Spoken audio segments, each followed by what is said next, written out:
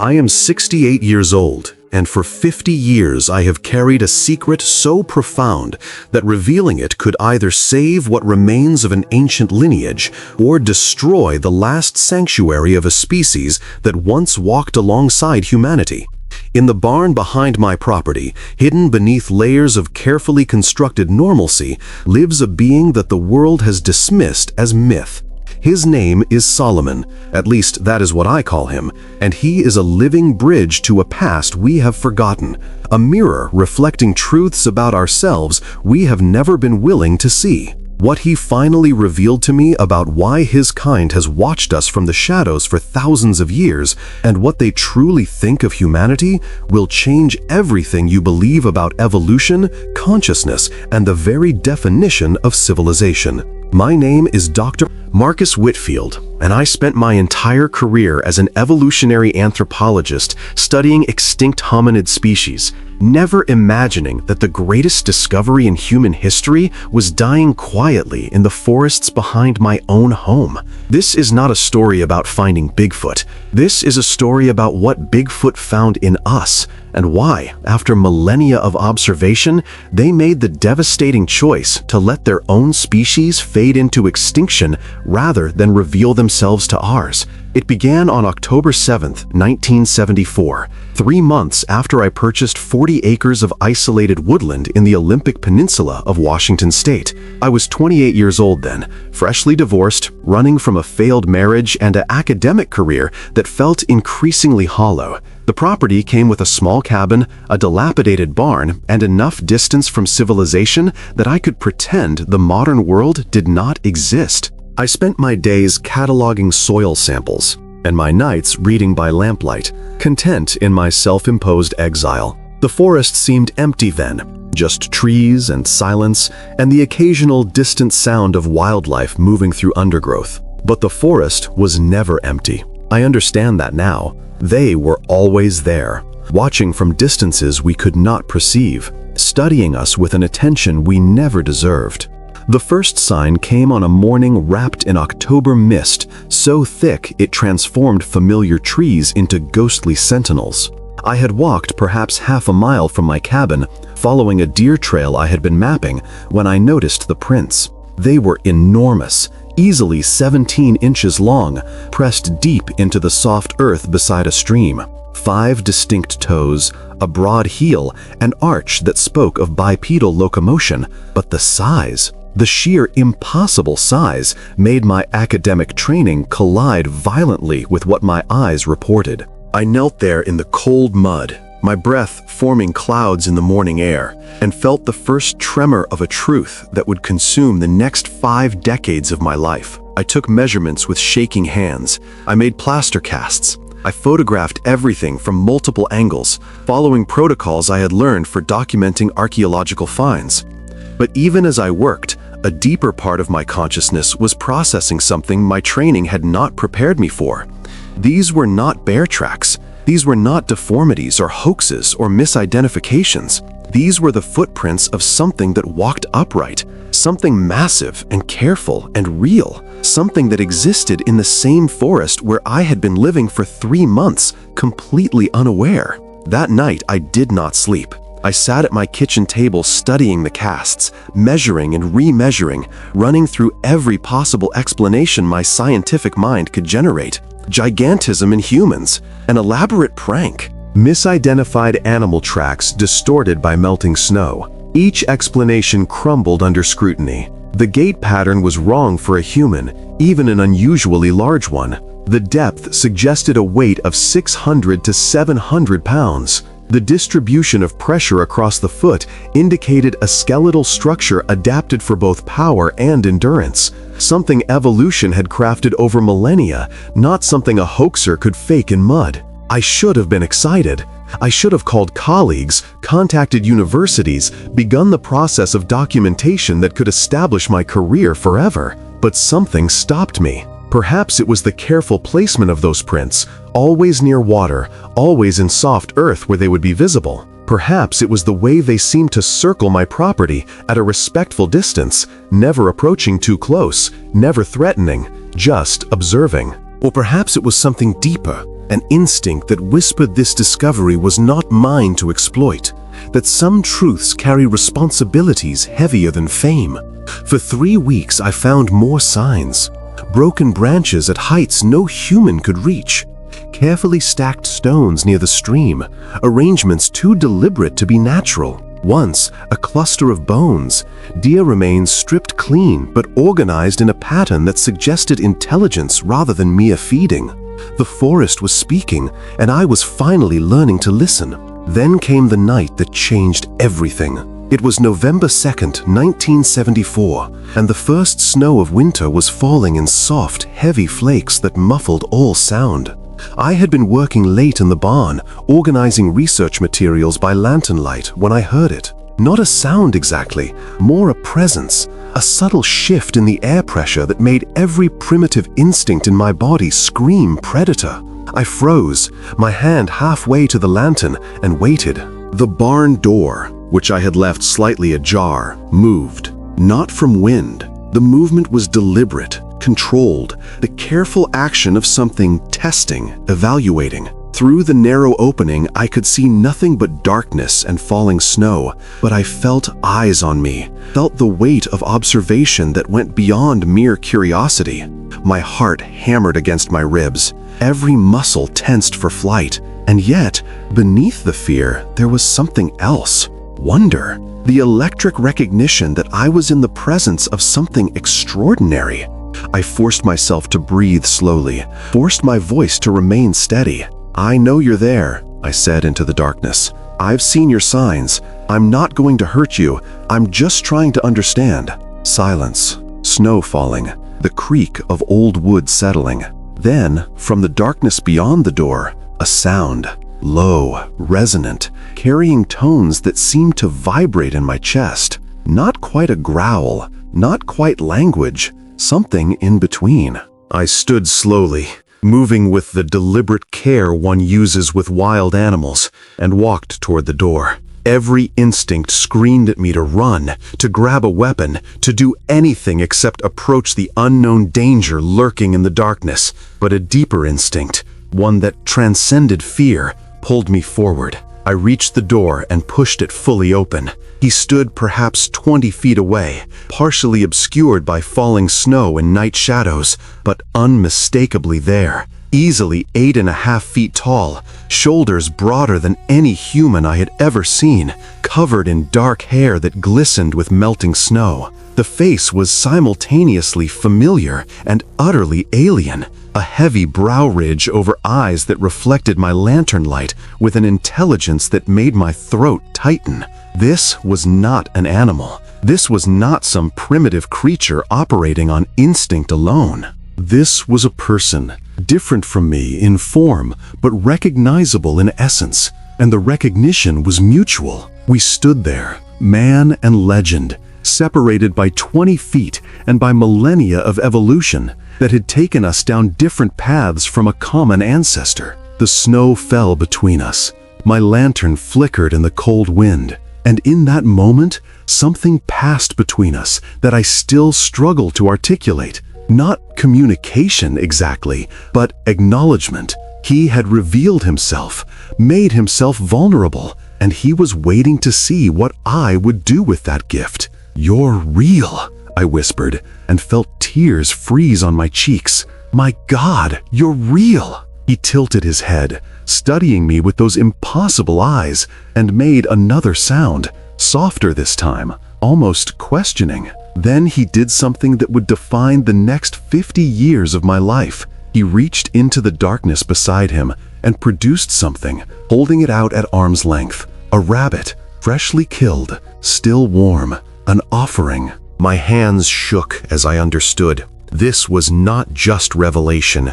This was initiation. He was offering food, the oldest gesture of peaceful intent known to social species, the foundation of every alliance ever formed. He was asking if I would accept him, if I would see him as something other than monster or curiosity, if I would recognize the personhood that radiated from him like heat. I stepped forward, slowly, carefully, and accepted the rabbit. "Thank you," I said. knowing he could not understand my words, but hoping he would understand my tone. "Thank you for trusting me." He watched me for another long moment, then turned and disappeared into the snowy darkness with a fluidity that seemed impossible for something his size. I heard his footfalls for perhaps 10 seconds, fading into silence, and then I was alone again with a dead rabbit in my hands and the certain knowledge that my life had just irrevocably changed.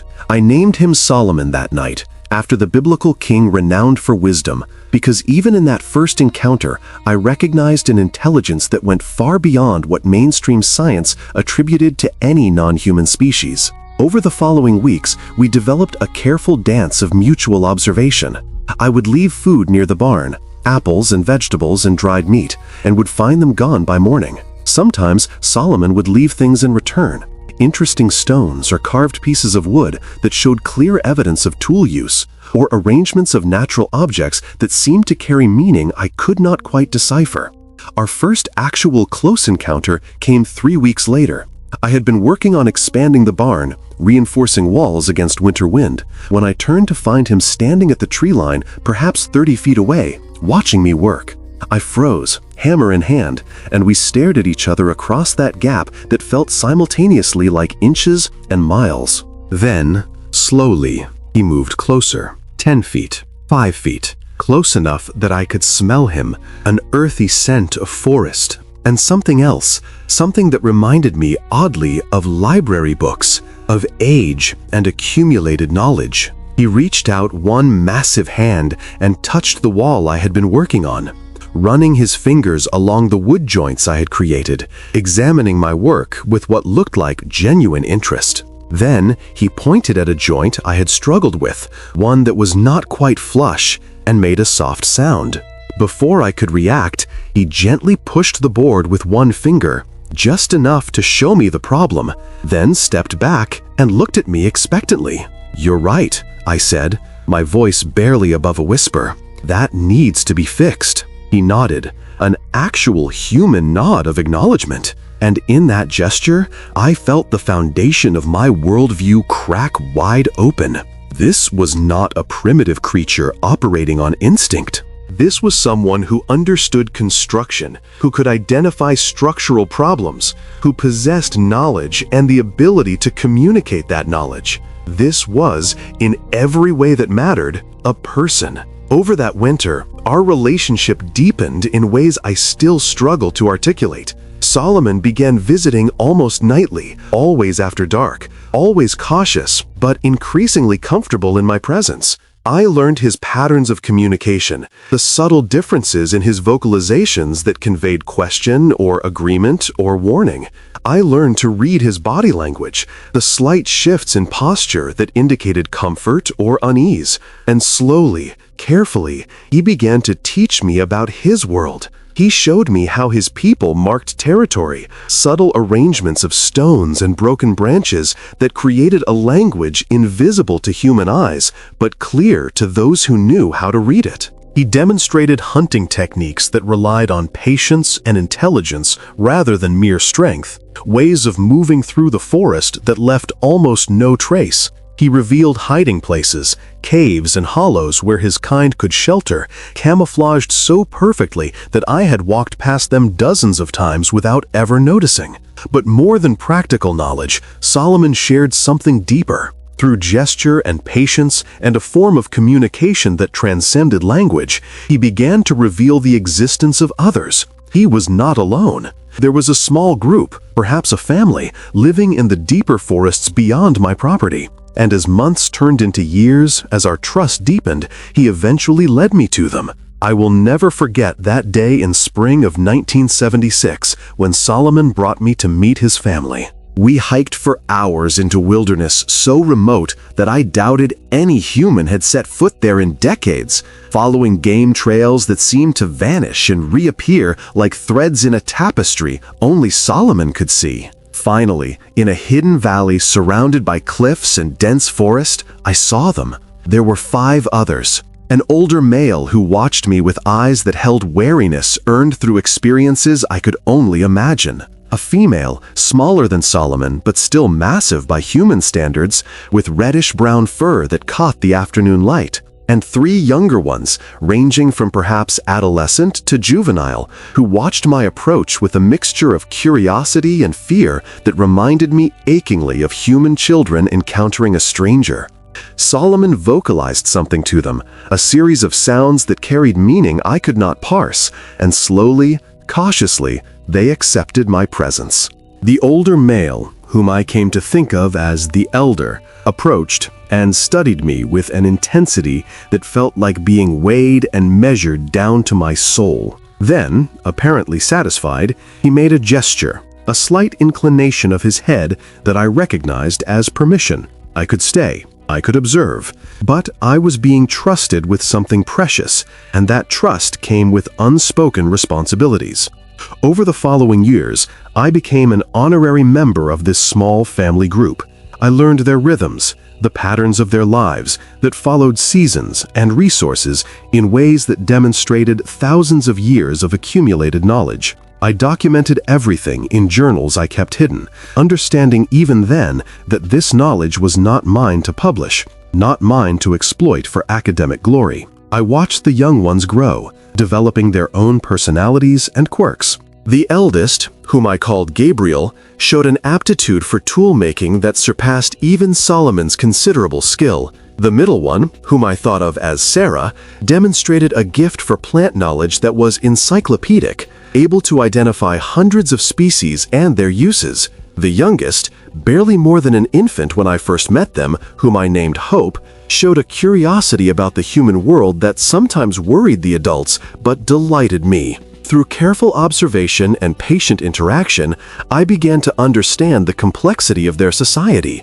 They had language, a sophisticated system of vocalizations supplemented by gesture and expression that conveyed abstract concepts. They had culture, traditions passed down through generations, stories told around carefully hidden fires that spoke of a past far richer and more tragic than I had imagined. They had art, creating intricate patterns with natural materials that served both aesthetic and communicative purposes. They had, in short, everything that anthropologists use to define human culture, existing in parallel to our own civilization, hidden and silent and utterly unrecognized. But it was not until 1983, 9 years after that first encounter, that Solomon revealed the truth that would haunt me for the rest of my life. The truth about why his people hide. The truth about what they know of us. The truth about the choice they made millennia ago, and the price they have paid for that choice ever since. It was a warm evening in late summer, and we were sitting together near the stream that ran through the hidden valley, a place that had become sacred to me through years of quiet communion. The family had accepted my presence, to the point where they often went about their normal activities while I was there, treating me less like a visitor and more like a strange but harmless oddity. On this particular evening, most of them were occupied elsewhere, leaving Solomon and me alone in a companionable silence I had learned to treasure. Then, Solomon did something he had never done before. He stood and gestured for me to follow, leading me away from the usual gathering places, deeper into the forest to a cave I had never seen before. The entrance was narrow, carefully hidden behind a curtain of vegetation. But inside, the space opened into a natural chamber perhaps 15 feet across. And covering the walls were paintings. I stood there in shock, my flashlight beam revealing images that rewrote everything I thought I knew. These were not crude pictographs. These were sophisticated artworks created by hands that understood proportion and perspective. Images rendered in pigments that had lasted for what must have been hundreds, perhaps thousands of years. And they told a story. The earliest images showed 2 groups of early humans, anatomically similar, living in proximity. One group gradually changed, developing tools and fire and complex social structures, spreading across landscapes. The other group remained in the forests, growing larger and stronger, adapted to life in the deepest wilderness. But they did not simply diverge through isolation. The paintings showed interaction, showed periods of coexistence, showed what looked like trade and even cooperation. Then the images changed. They showed conflict, They showed the tool-using humans, our ancestors, hunting the forest people.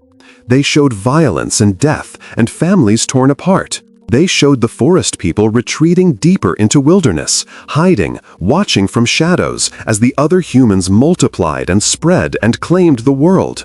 But here is what shattered my heart. In the final panels, rendered with heartbreaking detail, the paintings showed why the forest people chose to hide rather than fight, chose extinction over revelation. They showed humans, our kind, with a capacity for organized cruelty that the forest people could not comprehend. Not simple predation or competition for resources. Deliberate, systematic destruction driven by fear of the different, by need to dominate anything that resembled us but was not us. Solomon stood beside me as I examined the paintings, and through gesture and patient explanation spanning hours, he revealed what his people knew about humanity. Knowledge accumulated through millennia of watching us from the shadows, observing our evolution from scattered tribes to global civilization. They had seen us develop agriculture while they remained hunter-gatherers by choice,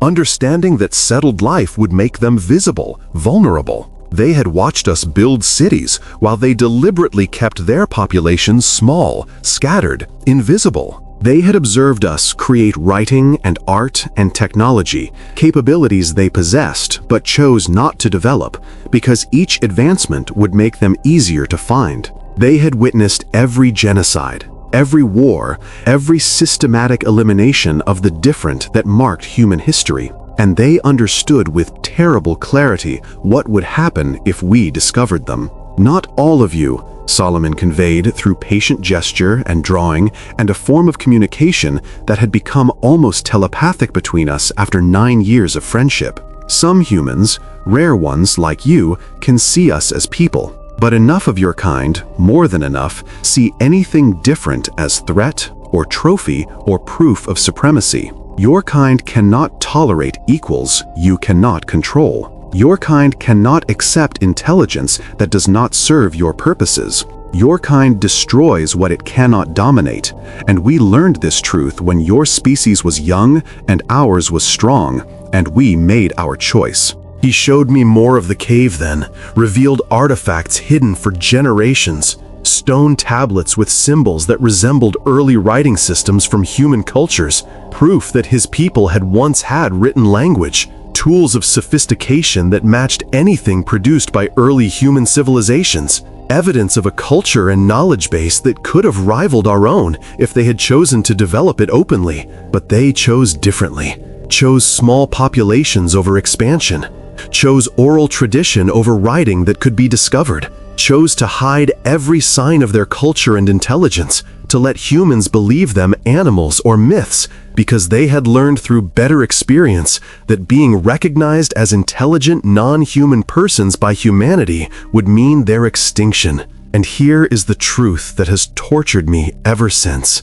They were right. Solomon revealed how many of his kind had been killed by humans over the centuries, not in self-defense or competition for resources, but out of fear and hatred of the different. How hunting parties would track them for sport.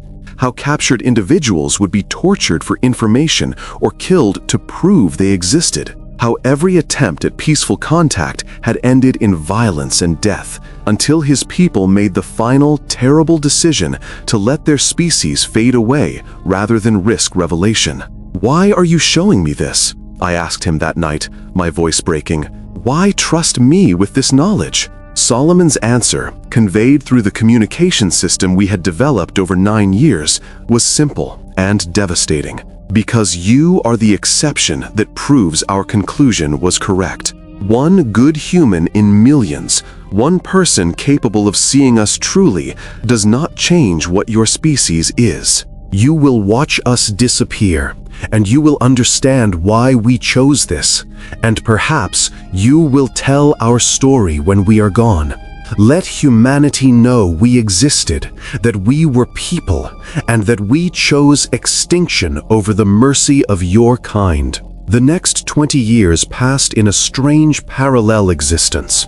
I continued my academic career, publishing papers on extinct hominid species while secretly documenting a living branch of humanity that was deliberately walking into extinction.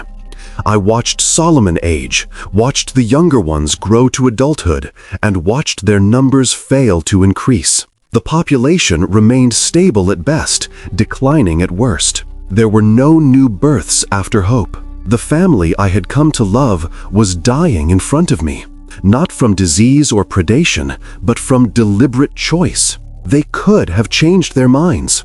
They could have attempted contact, could have leveraged their intelligence and the growing environmental movement to seek protection.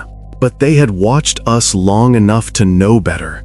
They had seen how we treated our own minorities, how we responded to refugees, how we reacted to anything that challenged our supremacy. They had observed our capacity for cruelty veiled as science, for exploitation dressed as conservation, for destruction wearing the mask of progress. "We have been your experiment in morality," the elder conveyed to me once, in one of the few times he communicated directly rather than through Solomon. "For thousands of years we have lived alongside you, different enough to threaten, similar enough to remind you of your own violence.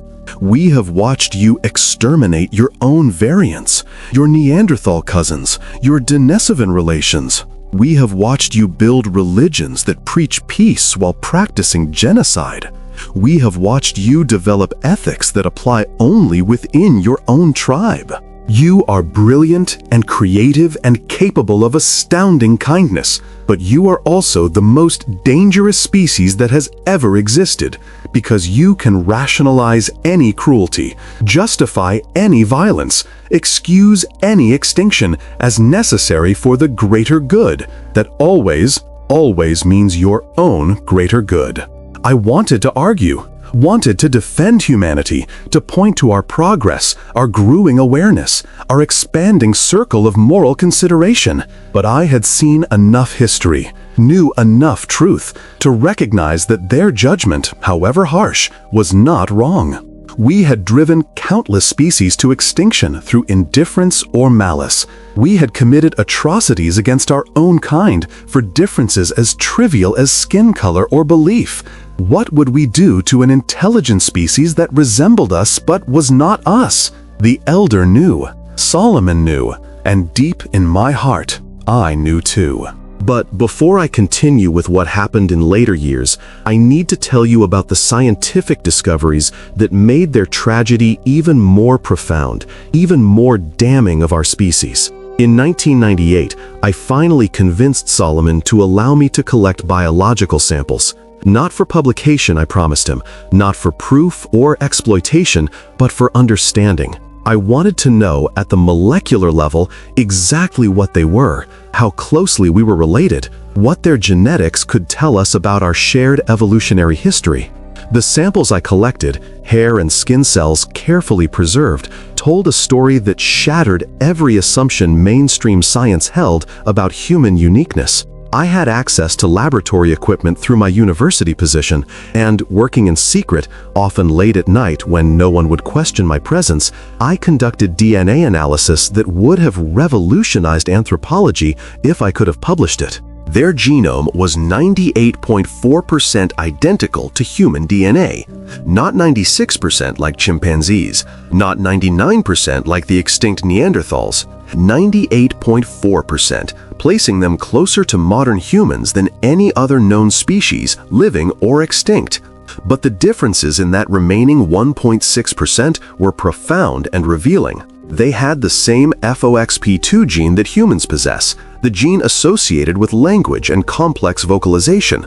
They had variants of genes controlling brain development that suggested cognitive capabilities equal to or potentially exceeding our own, but organized differently, processing information through neural pathways evolution had crafted for forest survival rather than savanna hunting. They had adaptations for cold tolerance, for low light vision, for processing plant compounds that would poison humans, all coded into a genome that screamed relatedness to ours while singing harmony in a different key. But here is what kept me awake for months after I first saw the results. The genetic divergence, the point where their ancestors and ours split from a common lineage, dated to approximately 150,000 years ago. Not millions of years, not even hundreds of thousands as I might have expected. 150,000 years, a geological eye blink, barely enough time for the physical differences between us to evolve,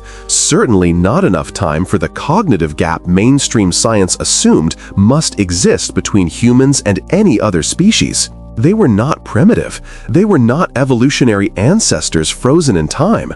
They were our contemporaries, an alternative pathway from the same starting point, intelligence that evolved in parallel to ours, but shaped by different environmental pressures, different survival needs, different choices about what mattered and what could be sacrificed. And the most damning evidence of all came from genetic markers scattered through their genome that showed unmistakable signs of ancient interbreeding with human populations. Just as modern humans carry Neanderthal and Denisovan DNA from prehistoric encounters, their genome carried traces of Homo sapiens admixture dating back tens of thousands of years. We had not simply coexisted with them in the distant past. We had interbred with them. We had created hybrid children. We had, at some point in prehistory, recognized them as similar enough to mate with. And then we hunted them into hiding. Then we drove them to the edge of extinction. Then we made them so afraid of us that they erased every trace of their culture, hid every sign of their intelligence, and spent thousands of years pretending to be myths rather than risk our attention. I showed these results to Solomon, explaining what they meant through our well-developed communication system. I expected surprise, maybe vindication that science confirmed what his people had always known. Instead, I saw only sadness in his eyes. He had known all along, he conveyed to me. His people kept oral histories going back hundreds of generations, stories of the time before hiding, when the two species lived in proximity, sometimes peacefully, sometimes not, but always with the possibility of interaction. He told me, through gesture and drawing and patient explanation, about the last great council of his people, a gathering that occurred perhaps 6,000 years ago when their population had already dwindled to dangerous levels. The survivors from scattered groups across the continent had come together to make a decision about their future. Should they attempt contact with the rapidly expanding human civilizations? Should they try to trade knowledge for protection? Should they reveal themselves and hope for mercy? The debate had lasted weeks, he conveyed. Some argued for contact, believing that surely humans would recognize their intelligence, their personhood, their right to exist. Others, particularly the elders who remembered encounters with early human tribes, argued for continued hiding, for accepting slow extinction rather than risking quick destruction. In the end, the decision was made not through voting, but through observation. They watched human civilizations for another generation, studying how we treated our own kind, how we responded to difference, how we dealt with anything that challenged our supremacy. And they saw us build empires on slavery, saw us create religions preaching universal love while practicing selective genocide, saw us develop philosophy and ethics that never quite extended to include everyone who looked or thought or believed differently,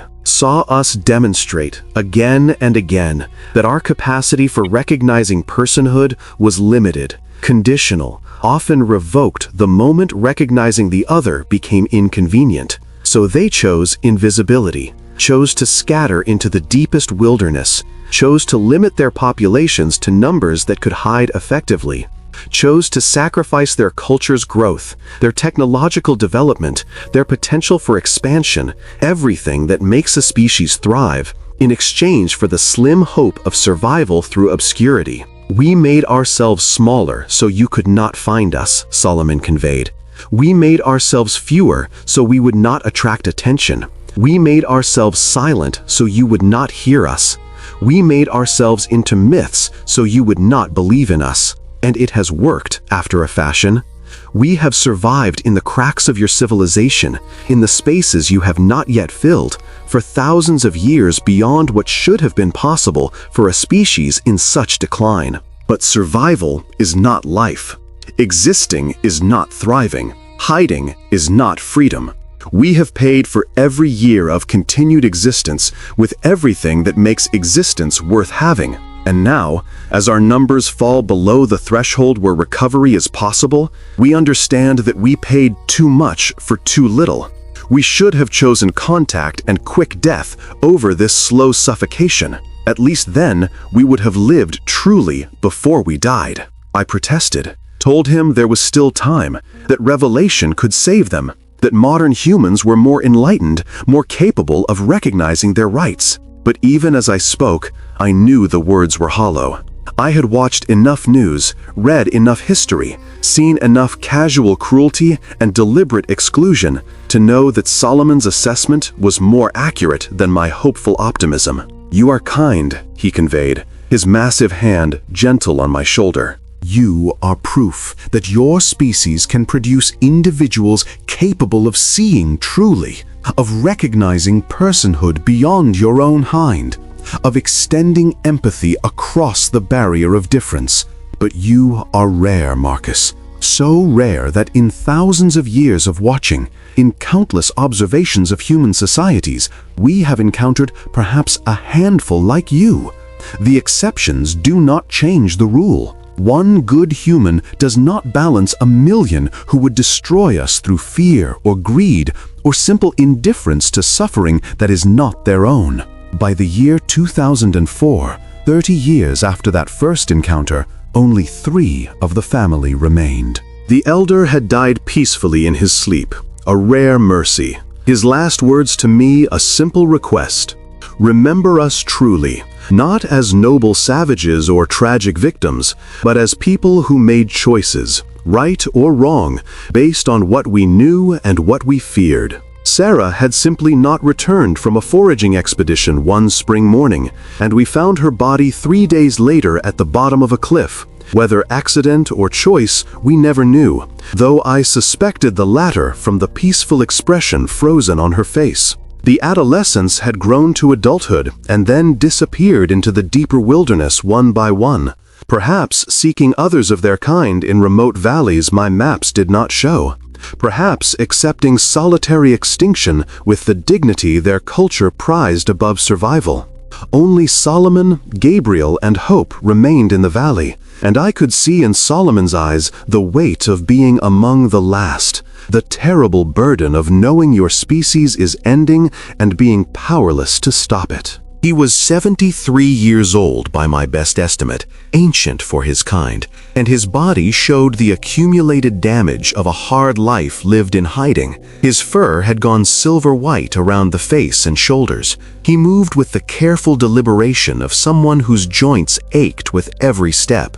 But his mind remained sharp, sharper than mine in many ways, and he continued to teach me until the very end. In the winter of 2009, Solomon came to my property for the last time. It was late February, and snow lay thick across the landscape, muffling all sound, transforming the familiar world into something strange and dreamlike. I heard him approach, recognized the pattern of his footfalls even through walls and weather, and met him at the barn door. He looked exhausted, more than I had ever seen him. His breathing came heavy and labored. His eyes, usually so bright with intelligence and emotion, held a weariness that went beyond physical fatigue. He gestured for me to follow, and despite the late hour and bitter cold, I grabbed my heaviest coat and trudged after him into the snowy forest. We walked for over an hour, following a route I had traveled countless times, but which seemed different now, weighted with finality. When we reached the valley, I understood why he had brought me. Gabriel and Hope were there, waiting, and laid out on the snow in careful arrangement were objects I had never seen before. They had brought me their history, tablets covered in symbols, their written language preserved across generations despite its disuse. Carved figures showing their people across different eras, a visual record of their existence. Tools of surpassing sophistication, evidence of intelligence that matched or exceeded human capability, artworks of heartbreaking beauty, rendered in materials that would last long after their creators were dust. Everything they had hidden for millennia, they were giving to me. "You want me to tell your story," I said. understanding flooding through me. When you're gone, you want humanity to know you existed. Solomon nodded slowly, and I saw tears freezing on his face. Actual tears streaming from eyes that held more sorrow than I thought possible to endure. Then he did something he had never done before. He embraced me, wrapped his massive arms around my shoulders, and held me while we both wept. Human and human variant. Two branches of a family tree that had grown apart through evolution and choice, saying goodbye at the end of everything. Through that embrace, through gesture and the communication we had perfected across 35 years, Solomon conveyed his final message to me. The message he wanted me to carry to humanity. The truth his people had learned through millennia of observation. We forgive you was the essence of it, though that translation fails to capture the depths of meaning.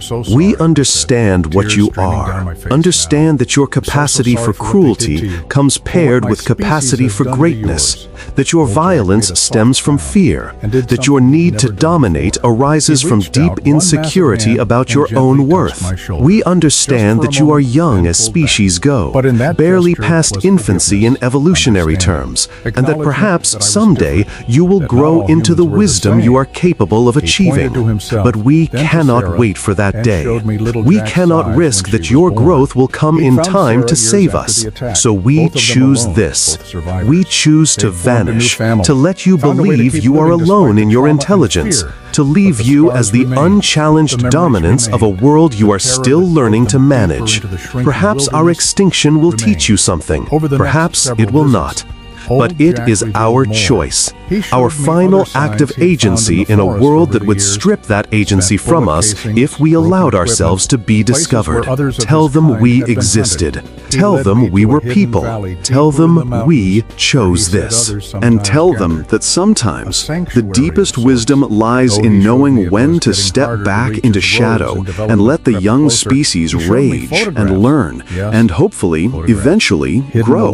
They left that night, all three of them, walking into darkness and snow that erased their tracks within hours. I never saw any of them again. Gabriel and Hope might still be alive, hiding somewhere in wilderness too remote for human intrusion, living out their final years in solitary dignity. Or they might be gone, their bodies reclaimed by the forest that sheltered them, leaving no trace of their existence beyond what they chose to preserve through me. I kept their treasures hidden for 15 years, documenting everything in journals that I knew I might never be able to publish. I wrestled with the responsibility they had given me, the burden of being the sole keeper of their truth. Should I reveal them while evidence still existed? Should I wait until I was certain they were gone? Should I keep their secret forever, honoring their choice to vanish completely? In the end, the decision was made for me. Last year, construction crews building a new highway through what had been protected wilderness uncovered the cave with the paintings. Before I could intervene, photographs were leaked to media. Cryptozoologists and scientists and curiosity seekers descended on the area like locusts. The paintings were declared hoaxes by some, evidence of undiscovered species by others, and the debate raged while the valley that had been their last sanctuary was surveyed and measured and analyzed and destroyed. So I am revealing this now, while I still have the strength and clarity to tell their story properly. I am 78 years old. The journals and artifacts are being archived as I record this, preserved for whatever future humanity builds. Let the scientists debate their authenticity. Let the skeptics claim fabrication. I know the truth. I lived it for 50 years. Solomon and his family were real. They were people. They possessed intelligence and culture and art and wisdom that equaled and in some ways surpassed our own. They watched us across millennia, learned our languages, understood our nature better than we understand ourselves, and they made the conscious, deliberate choice to let their species go extinct rather than subject themselves to humanity's mercy. Think about what that means. An entire intelligent species, our closest living relatives, chose extinction as preferable to contact with us. They weighed their chances, evaluated our character based on thousands of years of observation, and concluded that oblivion was better than trusting us with knowledge of their existence. That is not the judgment of animals operating on instinct. That is not the reaction of primitive creatures fleeing superior competitors. That is the considered conclusion of intelligent beings who understood exactly what they were doing, who possessed language and culture and long memory, who could have fought or adapted or sought help, and who chose instead to step quietly into the dark and disappear forever. What does that say about us? What does it mean that the closest thing to equals we have ever encountered in nature decided we were too dangerous to approach, too cruel to trust, too destructive to risk contact with?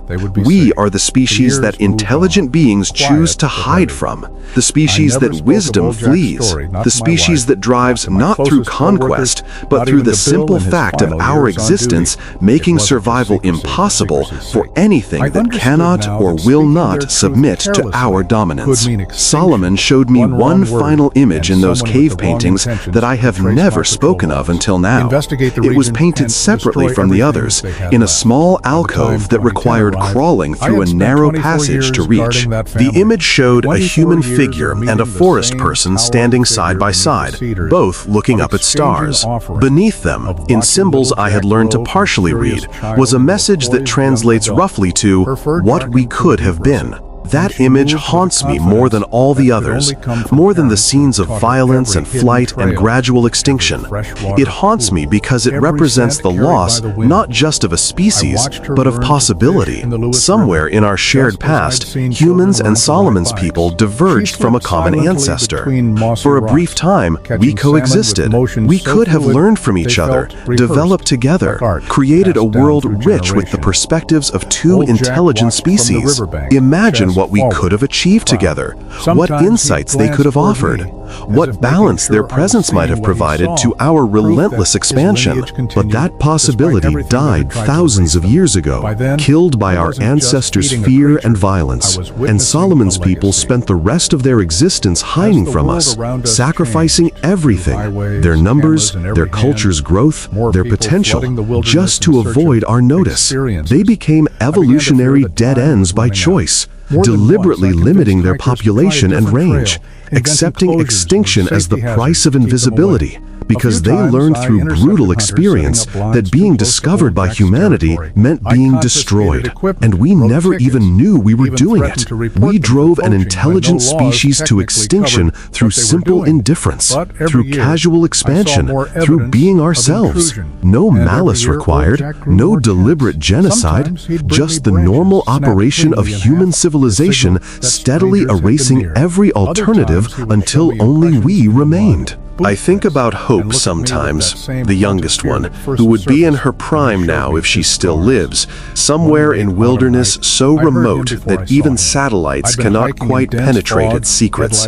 I think about the curiosity she showed about human things, the fascination she could not quite hide when I showed her photographs or simple technology, the questions she asked through gesture and expression about why humans lived the way we did, building permanent structures when movement was safer, creating noise when silence was survival, making everything bright when darkness was protection. Your kind fears the dark, she conveyed to me once, when she was perhaps 20 years old, already showing the wisdom that seemed to come earlier to her people than to mine.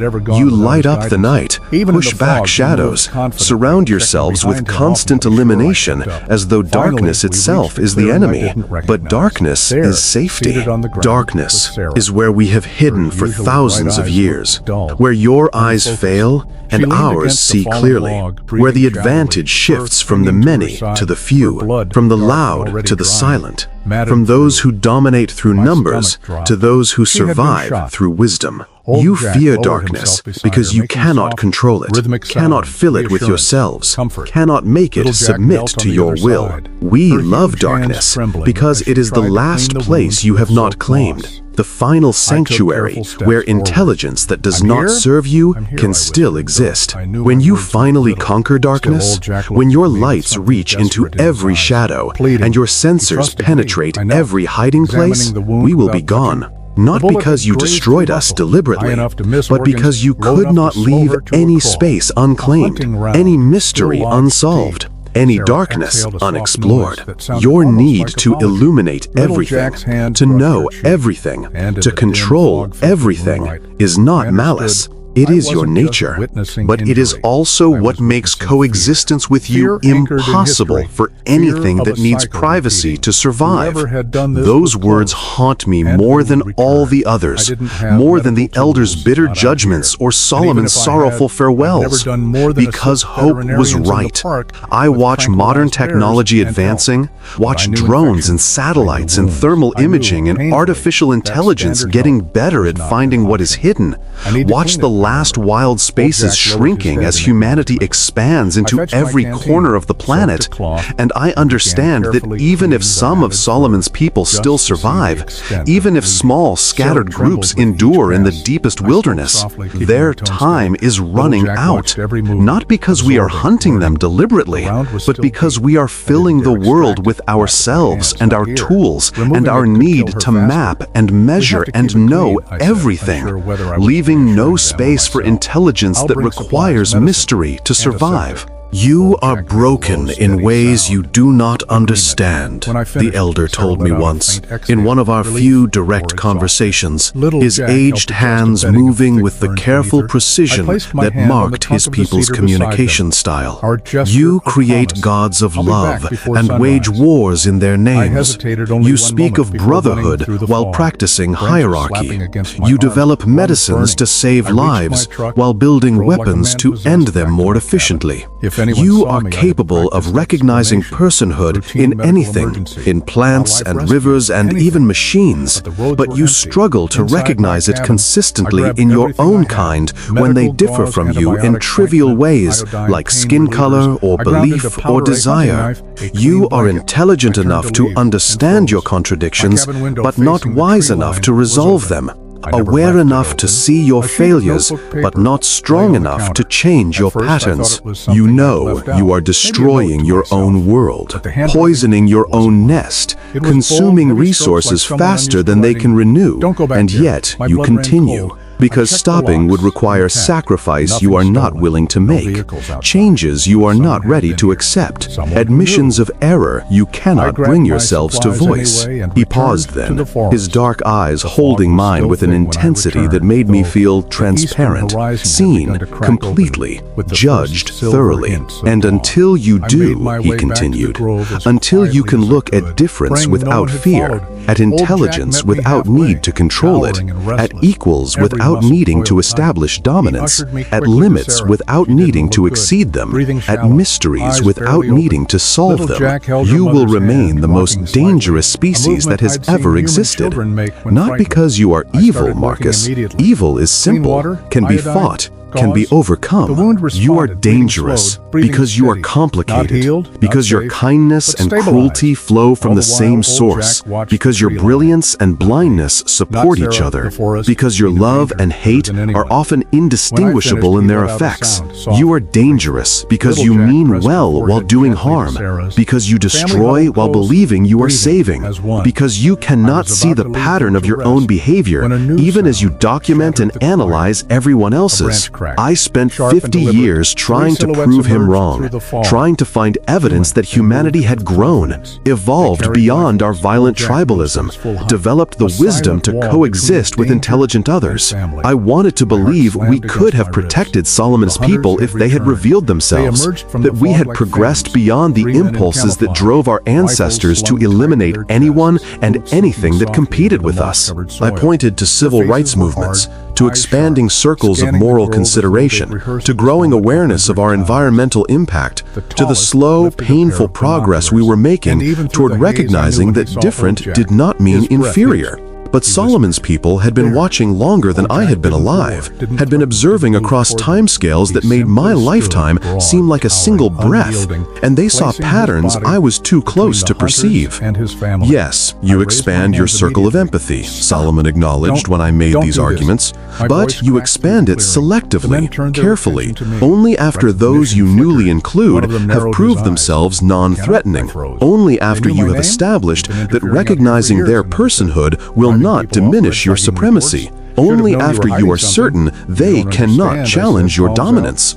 You freed your slaves only after they had been broken by generations of bondage. You gave women rights only after centuries of proving they would not overthrow patriarchy. You protected species only after they were too diminished to compete with you. You make progress, yes, but always the minimum required, always grudgingly, always with conditions and exceptions and careful maintenance of your ultimate control.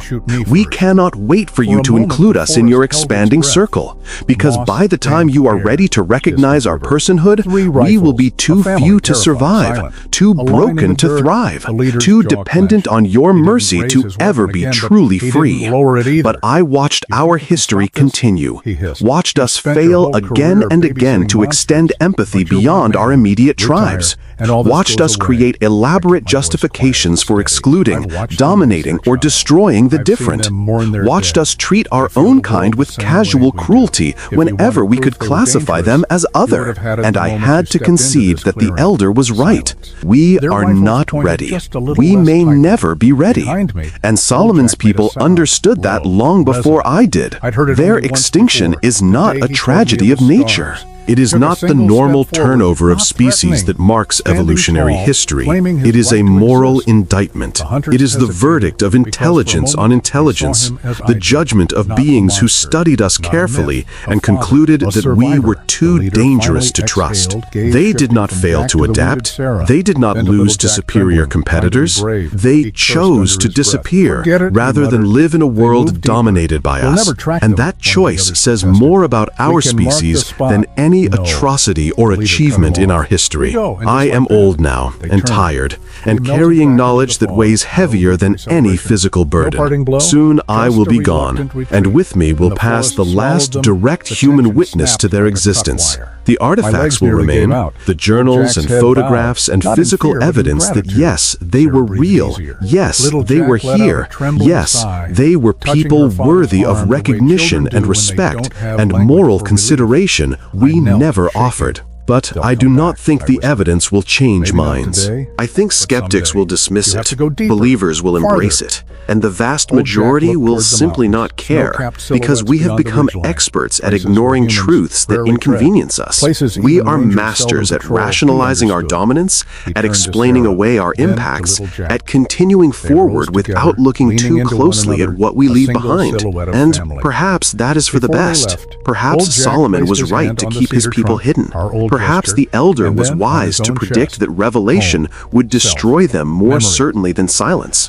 Perhaps their choice of extinction over contact was the most rational decision an intelligent species ever made when confronted with humanity. But I want you to know they existed. I want you to understand what their extinction means. I want you to feel the weight of knowing that we are alone, not because we are unique, but because anything capable of being our equal learned to fear us so deeply that they chose non-existence over sharing a world with us.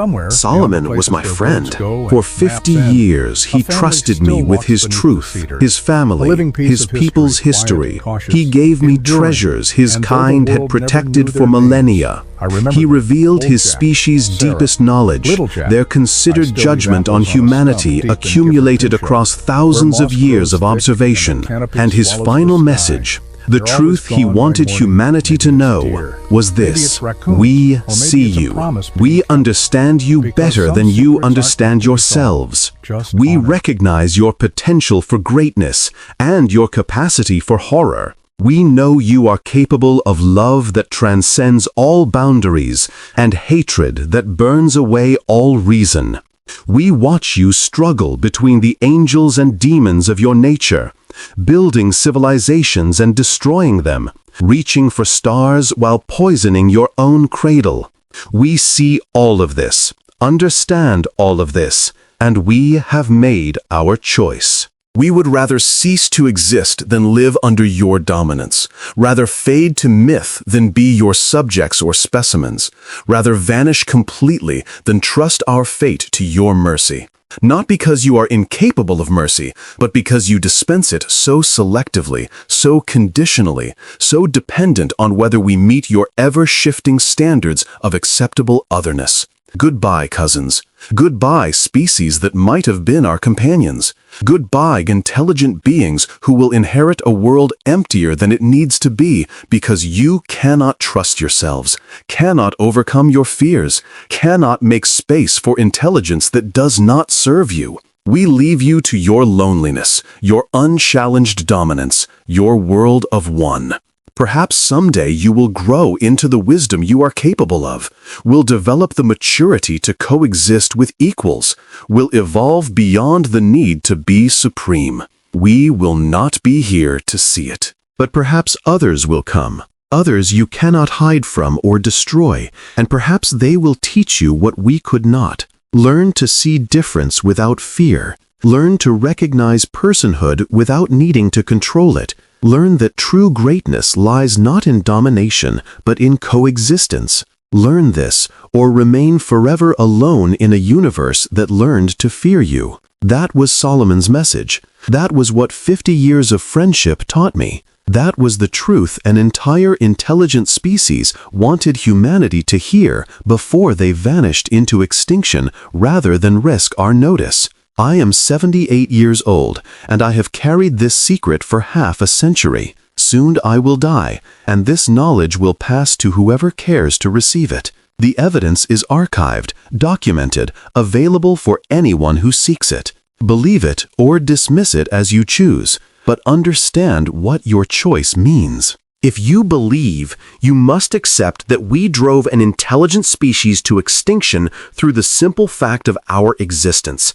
That our nature is so threatening that wisdom itself flees from us, that we are the monsters in someone else's story. If you dismiss, you must explain away evidence that scientific analysis will confirm, must rationalize artifacts and documentation that resist easy debunking, must ignore a truth that does not fit comfortably into your worldview. Either way, Solomon's people are gone or going. Their stories will soon be lost. Their knowledge will fade. Their perspective on humanity, accumulated across thousands of years of careful observation, will vanish with them.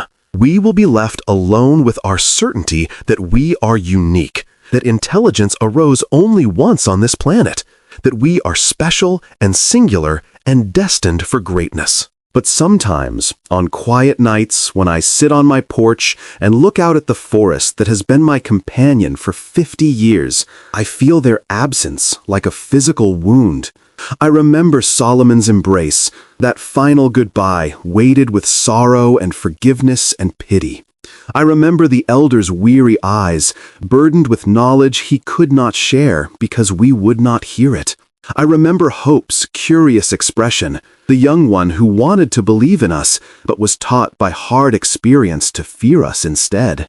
And I wonder if we will ever understand what we lost, if we will ever grasp that intelligence, capable of judging us, found us wanting, that wisdom, given the choice between contact and extinction, chose extinction, that our supposed supremacy is really just the lonely silence of those who drove all competitors into hiding or oblivion. I wonder if someday, centuries from now, when we meet other intelligences among the stars, we will remember this lesson. We'll remember that the first intelligent species we encountered beyond our own kind took one look at us and decided we were too dangerous to approach. We'll remember that they watched us for thousands of years, understood us better than we understood ourselves, and concluded that the only safe way to coexist with humanity was to not exist at all. I wonder if we will have learned by then, if we will have grown past our fear of the different, our need to dominate, our tendency to destroy what we cannot control. Or if we will repeat this tragedy across the cosmos, leaving emptiness and extinction in our wake, proving Solomon right, proving the elder wise, proving hope's fear justified. I am 78 years old, and I have 50 years to contemplate these questions. 50 years of memories that no one else shares. 50 years of carrying the truth that will die with me, or survive in documents people may never believe. Soon I will join Solomon in whatever comes after, and perhaps then he will tell me if his people's choice was worth it, if extinction was better than the alternative, if he found peace in knowing his family disappeared with dignity rather than being displayed and studied and cataloged and controlled. Until then, I remain here, the last human witness to an intelligence that chose silence over our notice, extinction over our mercy, oblivion over our world. I remain here, carrying their truth, their story, their final judgment on humanity. And I hope, though I do not truly believe, that someone will hear it and understand, will recognize the weight of what was lost, will feel shame and sorrow and determination to be better than we have been. I hope we will learn. But Solomon's people spent thousands of years hoping the same thing, and in the end, they gave up on us. They decided we were incapable of change, or that the change would come too slowly to save them. They looked at our history, and our nature, and our demonstrated patterns, and they concluded that disappearing was the wisest choice available. They were the intelligent ones, after all, the ones who understood us better than we understand ourselves, the ones who watched long enough to see our patterns, who studied carefully enough to predict our responses, who knew us intimately enough to make informed decisions about their own survival. And their decision was to leave, to fade away, to choose extinction over the risks of sharing a world with us. What does that tell you about who we are? What does that tell you about what we have become? What does that tell you about what we still might be if we choose to listen, to learn, to change? Solomon is gone now, taking his answers with him, but his questions remain, hanging in the silence his people left behind, waiting for a humanity wise enough to hear them.